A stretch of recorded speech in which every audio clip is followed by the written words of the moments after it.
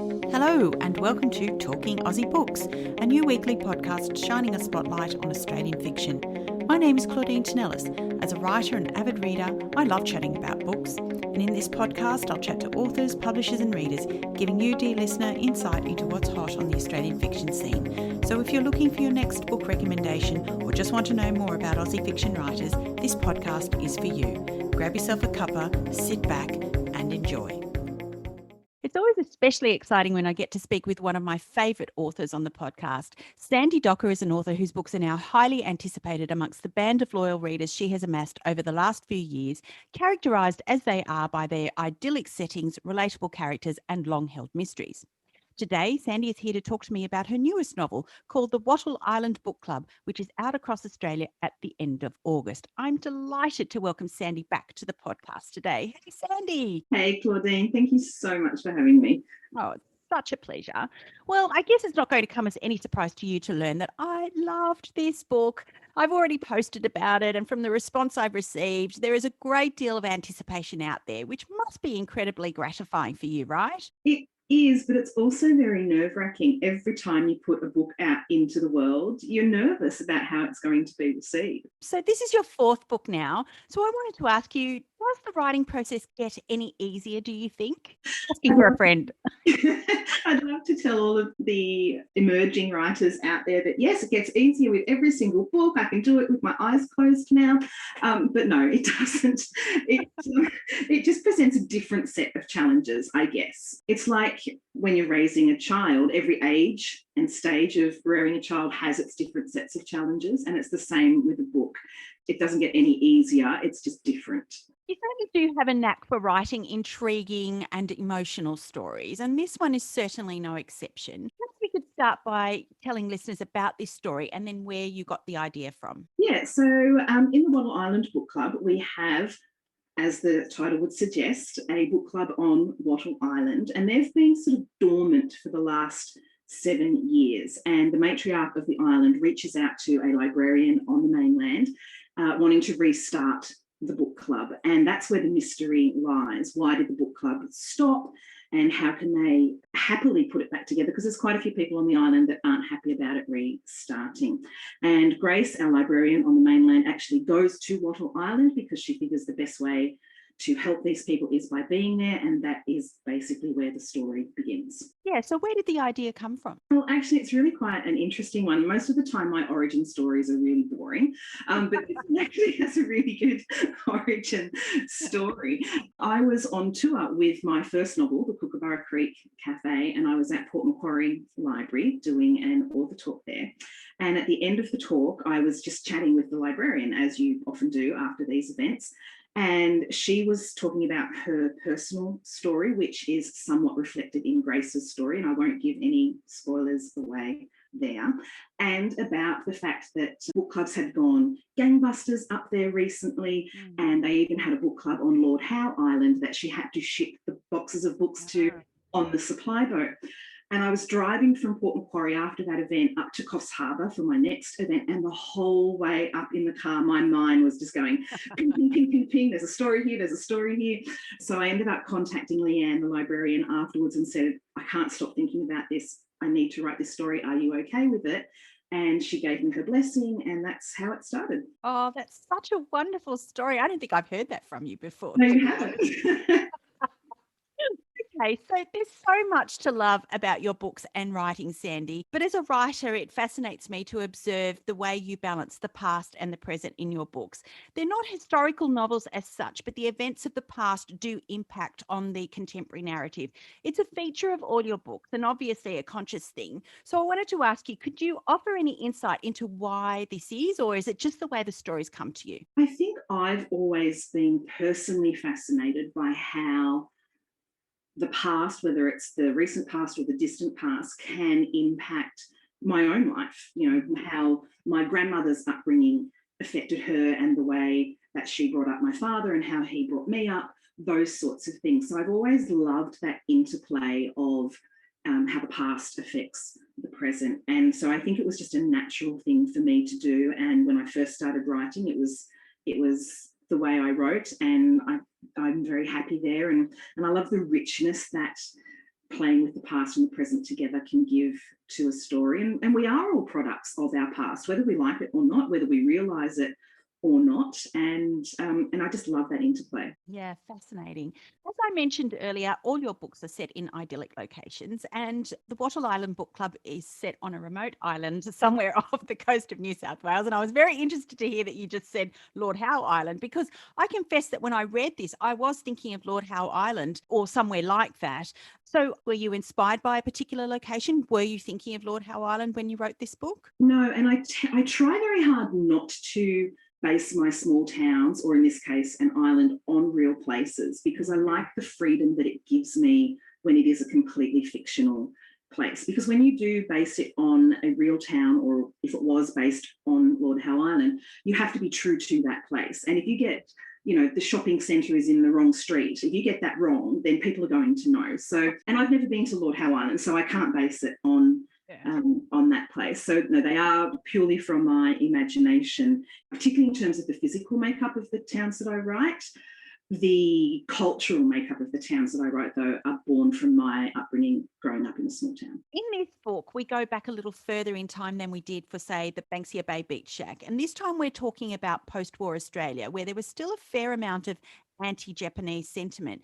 Can you tell me a little bit about your interest in this and why it was important to this story? Yeah, when I was going back in time for this one and I realised that I was going to be in the late 40s, early 50s, I knew that that was a period of our history that you can't ignore the fact that there was an flow-on effect from World War II. And looking into that, you discover an awful lot of propaganda. I found some quite interesting posters, through the libraries about what was said at that time, about how to protect Australia from, the Yellow Horde and things like that. It was really quite strong language and quite a strong sentiment. And I also remember my grandmother having some quite strong feelings about Japanese people as well.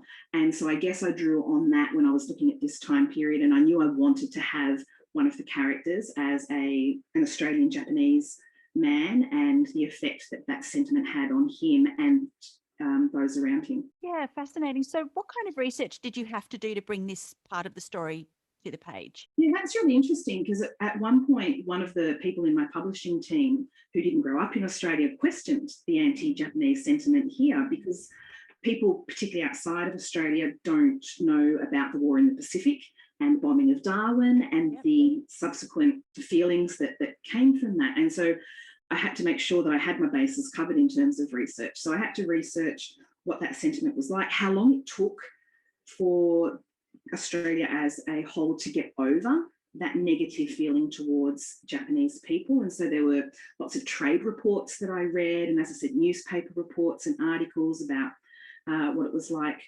after World War II.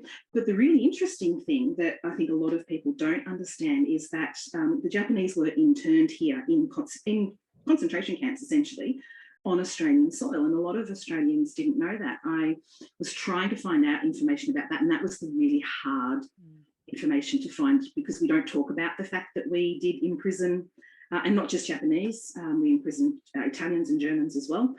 We don't talk about it a lot, so it was hard to find information on that. And I remember putting out a plea on Facebook, are there any World War II buffs out there? I need some help with this particular information. And somebody got back to me and said, yes, my grandfather was in a camp in Changi. And I said, no, here in Australia. And she went, no, that didn't happen. And I was like, yeah, it actually did. And so it was an eye-opener for me that it's a part of our history that not everybody knows about. And I ended up through, convoluted way, finding a professor at a university who specialises in this and helping me out with the research. And if you do read the book, there is an author's note about that you can find out more information from. Fascinating stuff. I love the way that fiction teaches you about things you didn't know before. And that was certainly one of the things that I was quite surprised by. But I'm talking about the art of kintsugi. I'm not even sure that's the way you say it. Yeah, that's good, yeah. Now, this is something that Sam introduces Grace to in the book. And so I wondered if you could tell me a little bit more about that. Yeah, so Grace is our librarian, and Sam is the grandson of the matriarch who's trying to restart the book club. And he is a potter, and he has studied the art of kintsugi because his grandfather is of Japanese origin, and it is the Japanese art of mending pottery with lines and rivers of gold. And the philosophy behind it is that our scars make us more beautiful, and that the piece of pottery with those lines of gold tells a story about the history of that piece. And it's just such a beautiful way of looking at life, that our scars can actually make us more beautiful and tell our story. And both Grace and Sam have quite a few scars of their own, and it was a nice little tie-in for them and something that they can bond over. Let's talk about Grace a little bit more.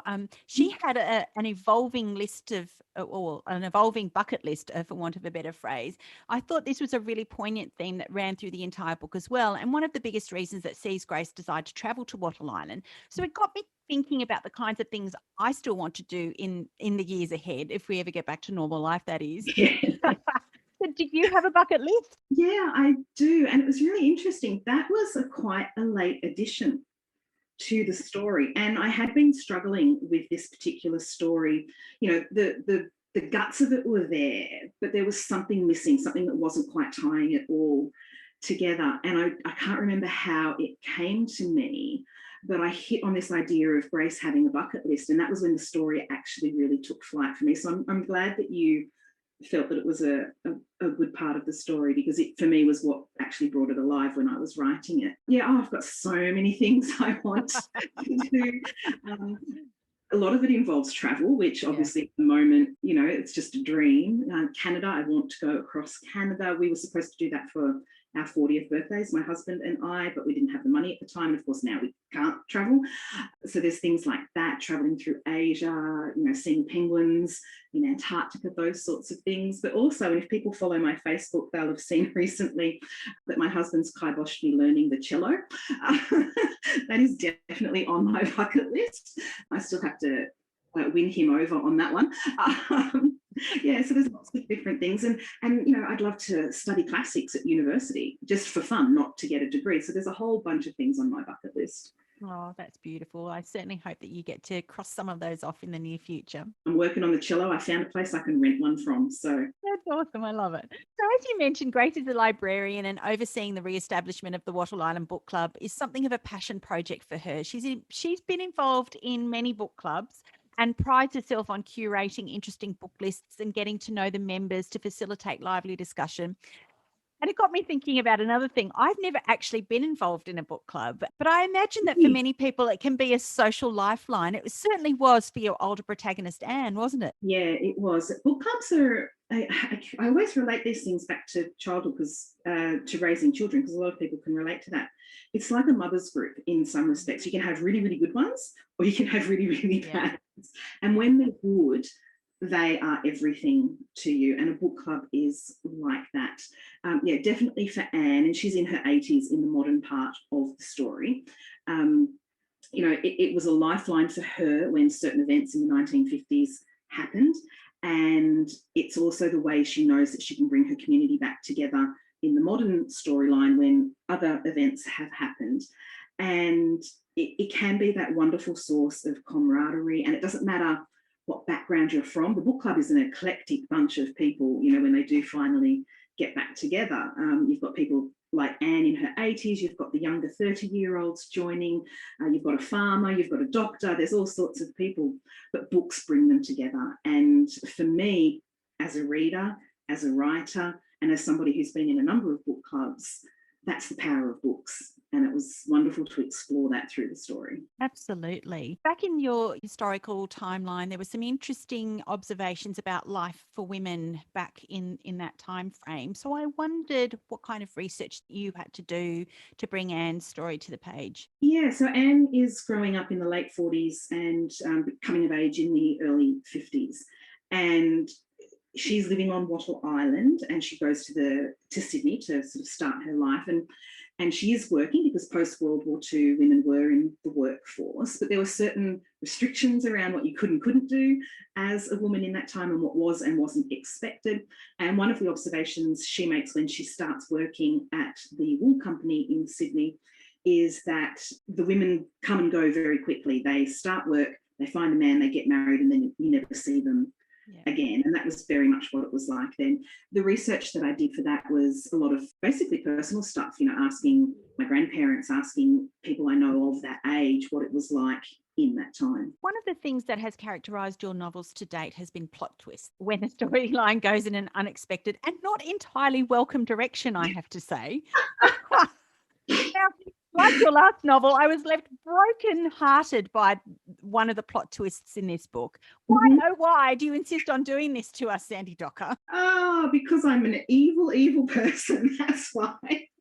It's interesting. My sister has just finished reading the advanced copy that I sent her, and her text to me yesterday was, "You are dead to me now." So, and at the end of Banksia Bay, when she finished reading that, she sent me another text very similarly, I will never speak to you again.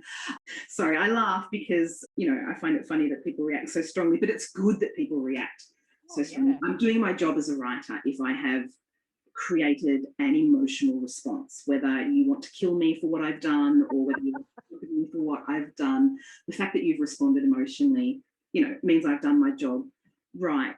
But on a serious note, I tend not to enjoy books so much where everything's tied up with a pink bow and it's all sunshine and happiness and rainbows, because that's not life.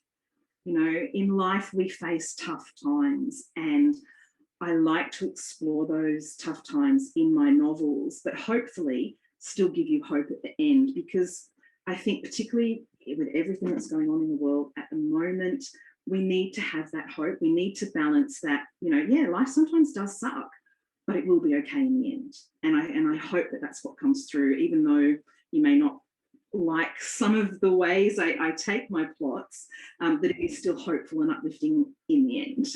Indeed, absolutely. I mean, I say this with a bit of tongue in cheek, Yeah, so I wanted to scream at you. I read that, but yeah, absolutely. Ultimately, quite hopeful. So it might be quite difficult to talk about this without spoilers, but there was one scene in particular that reduced me to tears. In fact, in preparation for this interview, I read it again and I was quite surprised by the emotion it brought to the surface again. So I wanted to ask you, do you find it difficult to write these emotional scenes? Sometimes yes, and sometimes no. Depends how close it is to something I've been through myself. So there's a certain event that happens in the Kookaburra Creek Cafe, for example, which again, we won't mention for spoilers in case people haven't read it. That was very close to a personal experience I had. And I actually did cry while writing those scenes. I think I know that I've hit the right balance when I am moved by the scene myself. I don't always cry when I write the scene, but I do sometimes sort of catch my breath. And I know deep down in my gut that, I've hit the right note. And until I feel that, the scene hasn't been finished. I need to keep working at it, writing at it, tweaking at it, changing it. Maybe off air I'll ask you which scene that was. Yeah, okay. All right, moving on. Are you working on something else at the moment? Yes, I am. I'm starting on my 5th novel, which is called The Red Gum River Retreat. And I've just started. I hope my publisher isn't listening because I'm supposed to be further along than I currently am. But I am very happy with how it's going. I'm at the very beginning stages of it. And that will be out hopefully around the same time next year. So end of August, beginning of September. Sandie, you know that there are lots of writers who listen to this podcast, and you've been kind enough to share writerly tips with me before. So I thought this time I'd ask if you thought there are things that you've learned about yourself as a writer after 4 books that you didn't know when you started out. Well, that's a tough one. Yes, I've learned that don't necessarily need big chunks of time to get the job done.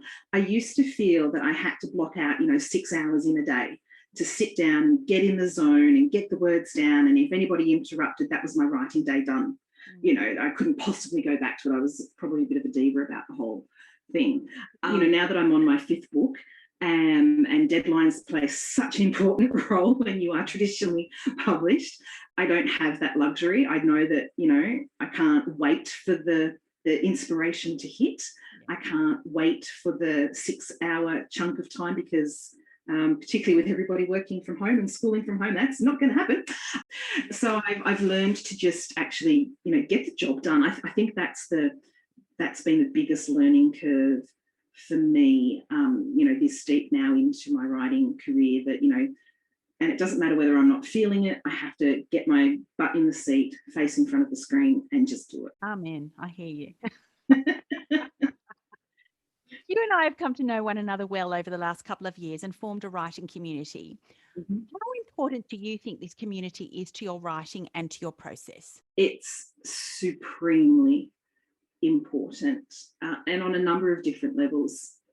One of the most important being that nobody else understands what it's like to be a writer except another writer. And it doesn't matter how supportive and wonderful your family may be. And I have a fairly supportive and wonderful family behind me. They don't get it. You know, they don't understand that you're pouring your heart and soul onto the page. They don't understand, you know, the challenges that you face while you're doing it. You know, my husband's working from home at the moment, which, you know, well, we'll see if we're still married in another few months' time. But he'll come and say to me, so how many words did you get done today? And he doesn't understand that it's not always about word count. Sometimes I'm researching, sometimes I'm working through one of those emotional scenes, and that takes a lot out of you. You know, so they don't always get it. And having that writing community around you, those people do get it, and you can go to them, oh Lord, this is what happened today, it's awful, and you can offload to them and they understand. The writing community is also an incredibly supportive group of people, particularly amongst female writers, and we have a group on Friday that meet quite regularly, and just being able to bounce things off each other. And when I was pitching my next 2 books to Penguin, including the Red Gum River Retreat, you know, I did pass that pitch on to a couple of those people and say, you know, does this sound all right? Will it be okay? And having that support it's hugely beneficial. And writing is an isolating thing to do. You know, you're on your own in front of the computer, talking to yourself, sometimes out loud. I talk to myself quite often writing. And, you know, it can be a very lonely pursuit. And so having that community around you, knowing that you can check in with them once a week or however often it kind of grounds you, I think, in the humanity of writing. I couldn't agree with you more. And I think in the past, 16 to 18 months, since COVID has been around, establishing these kinds of networks have been even more important to writers, because we can't get out and about like we used to and meet up and talk through our, plot issues or talk through our challenges in terms of our, individual writing journey. So yeah, having community, even if it is online, has been incredibly important for so many people and for so many reasons. It also helps keep you accountable too in some ways. So Tabitha Bird, who a lot of your listeners will know of, she and I have been meeting every day for 1 hour recently, and just getting some words on the page. And I don't think I would be as far along with Red Gum River if it hadn't been for that accountability as well. Yeah, absolutely brilliant. So Sandie, if listeners wanted to connect with you or learn more about your books, how can they do this? Yeah, so I am online. My website is www.sandiedocker.com, and I'm very active on Facebook at Sandie Docker Writer, and also on Instagram at Sandie Docker. Beautiful. Sandie, it's always such a pleasure to chat with you about your books and about writing in general. I'm so thrilled about the impending release of the Wattle Island Book Club. I wish you every success with it, my friend. Thank you for joining me on Talking Aussie Books. Thank you so much for having me, Claudine, and thank you for all the support you show Australian writers. It means an awful lot to us. Well, that's a wrap, folks. If you enjoyed this podcast, please leave a review on iTunes or drop me a line via my Instagram at Claudine Tinellis or on my webpage, claudinetинellis.com. Thanks for listening. Until next time, happy reading.